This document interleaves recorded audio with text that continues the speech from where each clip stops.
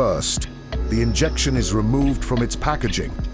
Then, it is carefully checked to make sure the needle and syringe are clean, secure, and not damaged.